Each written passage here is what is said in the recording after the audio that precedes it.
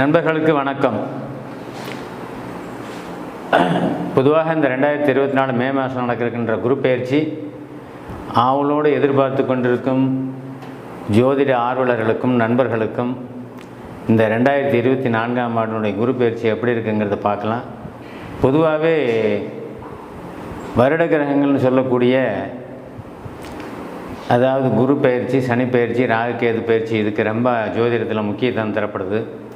அதன் அடிப்படையில் நாம் பார்க்கும்போது ஒவ்வொரு கிரக பயிற்சிக்கும் ஜோதிட ஆர்வலராகிய நீங்கள் ரொம்பவும் ஆவலோடு எதிர்பார்த்துட்ருக்கிறீங்க.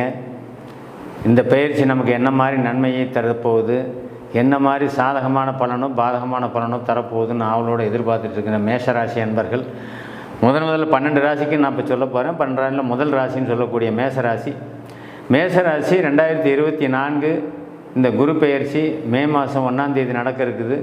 இந்த குரு பெயர்ச்சினால் மேஷராசி அன்பர்களுக்கு என்னென்ன நற்பலன்கள் நடக்குதுங்கிறத பார்க்கலாம். பொதுவாக மேஷம் என்றாலே அது ஒரு சரம் என்று சொல்லக்கூடிய சரராசி. ராசிநாதனாக செவ்வாய் வருகிறார். ராசியிலிருந்து குரு பெயர்ச்சியாகி ரிஷபத்துக்கு செல்கிறார். 2ஆம் இடத்திற்கு சென்று, அதாவது 2ஆம் இடத்திற்கு சென்று அவர் 6ஆம் பாவகத்தையும் 8ஆம் பாவகத்தையும் 10ஆம் பாவகத்தையும் பார்க்கிறார். பொதுவாக ராசி ஜென்மத்தில் வருவது நல்லதில்லை, ஜென்மகுரு அப்படி இப்படின்னு எல்லாமே சொன்னாலும் கூட அந்த பழைய பாடல்கள் எல்லாமே நாம் இதில் கணக்கில் எடுத்துக்கொள்ளக்கூடாது. ஜென்மகுரு ஒன்று பெரிய, அதாவது ராசிக்குள் நுழைவது ராகுவோ சனியோ இருந்தால் மட்டுமே பாதிப்பு. குறிப்பாக சொல்லப்போனால் நம்ம வீட்டிலேயோ நம்ம இடத்துக்கோ ஒரு நல்ல நண்பர், ஒரு மிகப்பெரிய விஐபி வருகிறார் என்றால் அதுக்கு ஒரு மதிப்பு உண்டு, மரியாதை உண்டு. பார்க்குறவங்க, அக்கம் பக்கம் இருக்கிறவங்க, பார்க்குறவங்க எல்லாமே ஒரு பெரிய விஐபி வந்துட்டு போகிறாங்க அப்படிங்கிற மாதிரி ஒரு பெருமையோடையும் புகழோடையும் பேசக்கூடிய அமைப்பு ஒரு நல்லவர் வரும்போது நடக்கும். அதே கெட்டவர் ஒருத்தர் நம்ம வீட்டுக்கு வர்றாரு அப்படின்னா அதுக்குண்டான பலன் கிடைக்கும். அங்கே வரும்போது நமக்கு மரியாதை நிமித்தம் கிடைக்காது. நமக்கு சில சங்கடமான சம்பவங்கள், என்னமோ இப்படி மோசமான ஆள் வந்துட்டு போகிறான், என்னன்னு தெரியல, எங்கள் ஃபேமிலியில் எது தப்பு நடக்குது அப்படிங்கிற மாதிரி நம்ம மேலே தப்பான ஒரு அபிப்பிராயம் ஏற்படும். அதுபோல தான் இதுவும். ராசிக்குள் குரு நல்ல கிரகம், நல்லதையே செய்ய கடமைப்பட்டவர். அந்த நல்லதையே செய்ய கடமைப்பட்ட கிரகம் ராசிக்குள் நுழைய, ராசியிலிருந்து வெளியே வரும்போது இவ்வளோ நாள் ராசியில் இருந்தது ஒன்றும் நல்ல பலன் கிடையாது. நல்ல பலன் என்ன அப்படின்னா, ராசி உள்ளே இருக்கும்போது சுப செலவுகள் அதிகரிக்கும். உங்களுக்கு சுப செலவுகள் அதிகரிக்குங்கிறது தான் உண்மை. சுப செலவுகளை இவ்வளோ நாள் பண்ணீங்க, குழந்தைகளுக்காக பண்ணீங்க, பிள்ளைகளுக்காக பண்ணீங்க, எல்லா அமைப்புக்காக நீங்கள் பண்ணியிருந்தீங்க. ஆனால் இப்போ 2ஆம் இடத்தில் பெயர்க்கின்ற ராகு என்ன பண்ணுறாரு அப்படிங்கிறது தான் நமக்கு கேள்வி. அந்த 2ஆம் இடத்து ராகு 6ஆம் பாவகத்தையும் 8ஆம் பாவகத்தையும் 10ஆம் பாவகத்தோடையும் தொடர்பு கொள்கிறார். ராசி இருப்பை விட பார்வை சிறப்பு அப்படிங்கிறது தான் அங்கே உண்மை. பொதுவாக 2, 6 அப்படிங்கிற அமைப்பு, 2ம் 6ஆம் பாவகமும் வேலையை குறிக்கின்ற பாவகங்கள். இவ்வளோ நாளாக நமக்கு நல்ல வேலை இல்லை, ரொம்ப சிரமத்தில் இருந்தேன், குழந்தைகளை கவனிக்க முடியல, குடும்பத்தை கவனிக்க முடியல, வருமான பற்றாக்குறை இருந்தது, தாய் தகப்பனாரை கவனிக்க முடியல, கடன் பிரச்சனை இருந்தது, கடனை தீர்க்க முடியல. இந்த அமைப்பில் அதிகம் சிரமப்பட்டு கொண்டிருந்த மேஷராசி அன்பர்கள் எல்லாருமே இந்த குரு பெயர்ச்சி 6ஆம் பாவகத்தை பார்ப்பதாலும் 8ஆம் பாவகத்தை பார்ப்பதாலும் 10ஆம் பாவகத்தை பார்ப்பதாலும், அதாவது 6, 2, 6, 10ஓடு தொடர்பு கொள்வதனால வேலை உங்களுக்கு நல்ல அமைப்பில், வேலை இல்லாத அமைப்பில் இருந்தவங்களுக்கு வேலை கிடைக்கும். அந்த வேலை ஒரு நிரந்தரமாக அமைப்பில் கிடைக்கும். குறிப்பாக சொல்லப்போனால் இளம் வயதினருக்கு புதுசாக ஏதாவது நம்ம அரசு வேலைக்காக முயற்சி பண்ணிகிட்டு இருந்தோம் அப்படின்னா கண்டிப்பாக அதுக்குண்டான வழிகள் கண்டிப்பாக கிடைக்கும். இது வரைக்கும் எழுதின 2 மார்க்கில் போச்சு, 1 மார்க்கில் போச்சு, அரை மார்க்கில் போச்சுங்கிற மேஷராசி அன்பர்களுக்கு எல்லாமே இந்த ஆண்டு நடக்கக்கூடிய, உங்களுக்கு கிடைக்கக்கூடிய அந்த பரீட்சை தேர்வுன்னு சொல்லக்கூடிய டிஎன்பிசின்னு சொல்லக்கூடிய அந்த அமைப்பில் நீங்கள் எந்த எக்ஸாம் எழுதினாலும் சரி, இல்லை பேங்க் எக்ஸாம் எழுதினாலும் சரி, எந்த துறையிலேயே இருந்தாலும் சரி, அந்த துறைக்கு சம்மந்தப்பட்ட படிப்பை படித்து நீங்கள் எழுதும்போது உங்களுக்கு அதுக்குண்டான வேலை வாய்ப்பை ஏற்படுத்தி கொடுக்குங்கிறது தான் உண்மை. 50, 40, 30, 35 வயசை கடந்தவர்கள் தொழில் செஞ்சுக்கிட்டு இருக்காங்க. என் தொழில் ஒரு வருஷமாக ரொம்ப மோசமாக இருந்தது, இப்போ நல்லா இல்லை. 10ஆம் இடத்தோடு குரு தொடர்பு கொள்கிறார் இல்லையா?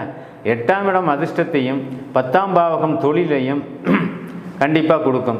அப்போ 8ஆம் இடம், நாம் இங்கேருந்து தொழில் பண்ணணும், ஒன்றும் சரியா இல்லை, இனிமேல் வேறு மாநிலத்துக்கு போய் தொழில் பண்ணலாம், இல்லை வெளிநாடு செல்லலாம் அப்படிங்கிற எண்ணத்தில் இருக்கக்கூடிய நண்பர்கள் எல்லாருக்குமே வெளிநாட்டு அமைப்புகள் உங்களுக்காக காத்துக்கிட்டு இருக்குது. இது வரைக்கும் விசா வரல, இது வரைக்கும் நமக்கு எந்த ஒரு அமைப்பும் கிடைக்கல, வெளிநாடு போகிறதுக்கு உண்டான வாய்ப்பே கிடைக்கல அப்படின்னு எதிர்பார்த்து காத்துக்கிட்டு இருக்கிற மேஷராசி அன்பர்கள் எல்லோருக்குமே வெளிநாடு போகிறதுக்கு உண்டான வாய்ப்புகள் கண்டிப்பாக கிடைக்கும்.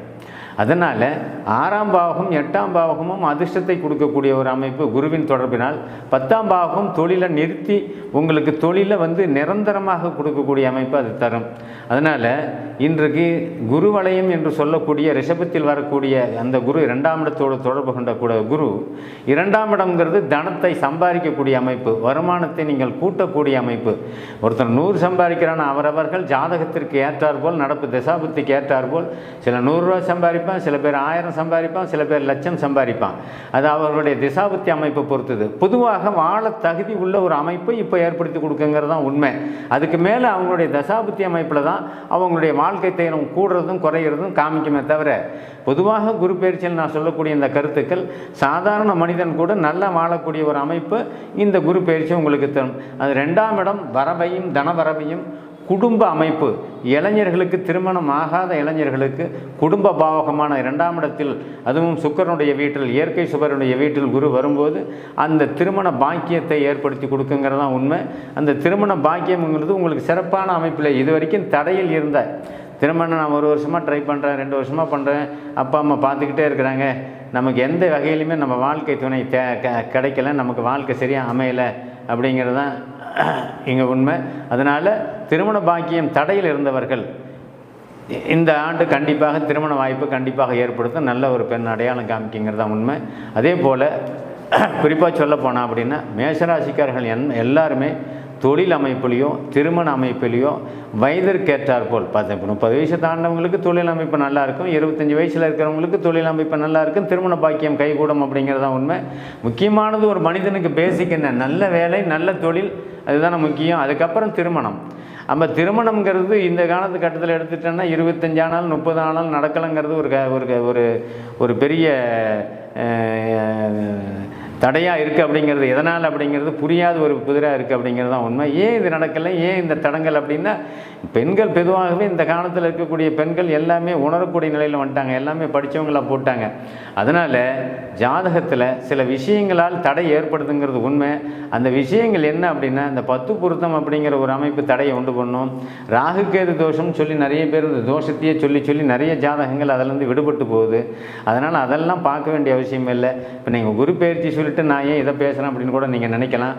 திருமண தடைக்கு இதெல்லாம் முக்கிய காரணமாக இருக்குது, அறியாமையே முக்கிய காரணம். ஜோசியத்தை போனோம், எல்லா ஜோசியனும் ஒரே வரியில் 2ல் செவ்வாய் இருக்குது, 8ல் ராகு இருக்குது, 7ல் கேது இருக்குது, இந்த பாயிண்டில் அவன் டக்குன்னு முடித்த உடனே அதுலேயே பாதி கல்யாணம் தடைப்பட்டு போயிடுங்கிறது தான் உண்மை. அதனால் உங்களுக்கு எப்படி தோஷ நிவர்த்திகள் எப்படிப்பட்ட தடைகள் இருந்தாலும் இந்த ஆண்டு திருமணம் கண்டிப்பாக நடக்கும் அப்படிங்கிறது தான் உண்மை.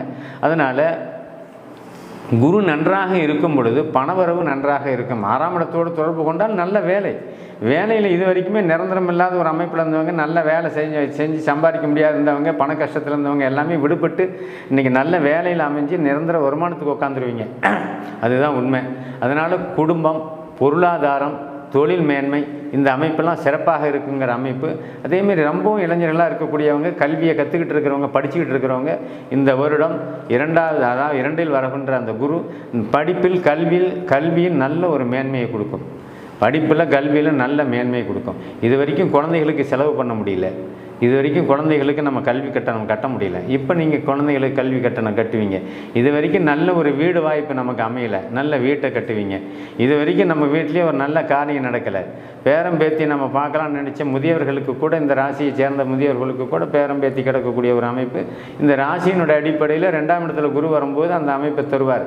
குரு என்றாலே ஒரு நன்மையை செய்யக்கூடியவர் அப்படிங்கிறது தான் பொருள். அதனால் மேஷராசிக்கார அன்பர்கள் எல்லாருக்குமே எந்த வகையிலுமே பாதிப்பை தர முடியாத தரக்கூடாத ஒரு ஆண்டு அப்படின்னு நம்ம சுருக்கமாக சொல்லிவிடலாம். அடுத்தது 8ஆம் இடம். 8ஆம் இடம் எதை குறிக்கும் அப்படின்னா, இந்த திடீர் பணவரவை குறிக்கும். நிறைய பேர் கஷ்டத்தில் இருக்கிறீங்க, நிறைய பேர் வேலையில் அரசு வேலையில் இருந்து கூட உங்கள் மாத சம்பளம் பத்தலைங்கிற ஒரு அமைப்பில் போயிட்டுருக்கிறீங்க. 2 குழந்தைகள் இருக்கிறாங்க, இந்த 2 குழந்தைங்களுக்கு கல்வி கட்டணமும் செல்ல முடியல. சில பேர் வாடகை வீட்டில் இருக்கிறீங்க, வாடகை கட்ட முடியல. இவ்வளவும் நெருக்கடியை கொடுத்துக்கிட்டு இருந்த இந்த மேஷராசி அன்பர்களுக்கு எல்லாமே இந்த 2ஆம் இடத்துக்கு கூட அந்த நெருக்கடியிலேருந்து நீங்கள் வெளியே வருவீங்க அப்படிங்கிறது தான் உண்மை. 8ஆம் இடம் அதிர்ஷ்டத்தை குறிக்கும், திடீர் பணவரவை குறிக்கும். இப்போ அந்த காலத்தில் வந்து திடீர் பணவரவுங்கிறது நம்ம எந்த வகையில் நாம் எடுக்கிறோம் அப்படின்னா, புதையல் பூமிக்கு அடியில் கிடைக்கக்கூடிய பொருளை தான் திடீர் பணவரவுன்னு சொல்லுவோம். ஆனால் இப்போ அப்படிலாம் இல்லை. அந்த 8ஆம் இடம் பங்குச்சந்தை, ஷேர் மார்க்கெட் போன்ற வகையில் உங்களுக்கு திடீர் பணவரவை ஏற்படுத்தும். அதனால் மேஷராசி அன்பர்களுக்கெல்லாமே இந்த 2024 மே மாத குரு பெயர்ச்சி சிறப்பாகவே இருக்கும்.